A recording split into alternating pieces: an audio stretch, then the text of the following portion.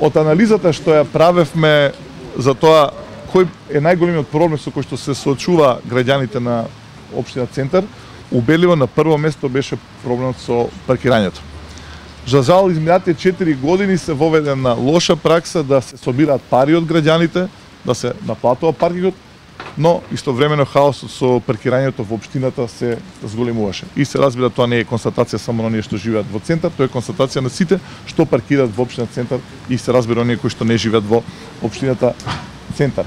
За жал, остана нејасно докрај колку пари се собара од граѓаните и каде се потрошија парите кои што се собира преку паркирањето со оние строги и се разбира многу скапи паркинзи кои што беа најмногу на таргет насочени кон граѓаните во општина Центар.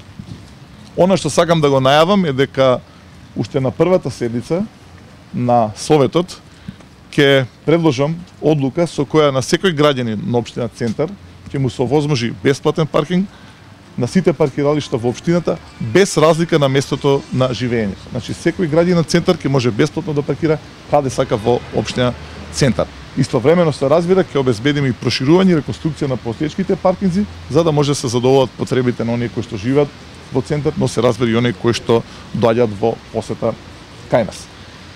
Втор дел од пресконференцијата е оној кој што морам да го посветам на одлуката на мојот против кандидат да почне да зборува за бесплатно паркирање.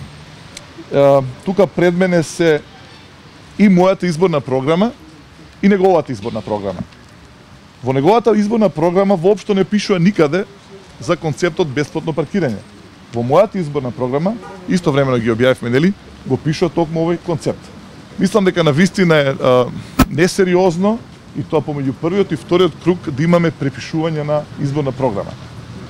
Она што исто интересно, што и денеска ќе ви ги давам тие документи, е што кога ја обзнанив мојата изборна програма и кога кажав дека во Центар ќе има бесплатно паркирање за оние кои што се жители на општината Центар, имавме многу јасна, силна реакција на ВМРО ДПМН со наслов Жерновски нема планска документација за паркиралиштата од Центар. Значи бев нападнат дека немам концепт и така натаму. Интересен е статусот на директорката на јавното предпријатие Паркинзите Центар, каде што мене ме напаѓа со следниот текст. Прашање за Жерновски. Од кога реков дека ќе има бесплатно паркирање. Како мисли да го реши паркирањето во општина Центар, истовремено да има ред и слободни паркинг места за жителите на Центар, а да не се наплаќа и да сега се извинам, тоа неизина конструкција, нема ни запреки ништо, и да може да паркира кој каде сака и колку сака. Нека повели Жерновски јавно да каже својот концепт. Тогаш нападнат од директорката се разбира по налог на незината партија дека мојот концепт е неизводлив. Тоа што денеска го нуди предпријатието на кое што е начело. И оно што е можно битно за тоа каква е интенцијата на ВМРО ДПМН. Ќе видат поделен заклучокот, цитирам. Тој од председателот на Советот на општината донесен на 21.12.2011 година.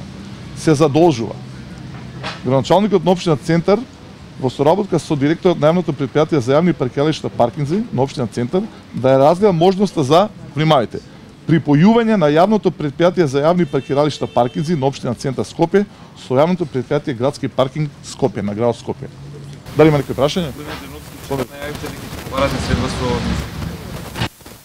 Да, денеска се бара средбата, јас сум оптимист дека ќе ми биде овозможена таква средба, затоа што навистина јавноста заслужува да добие одговор на кој начин се вметнати тие гласачи и се разбира каква ќе биде судбината нивна пред вториот круг на гласање.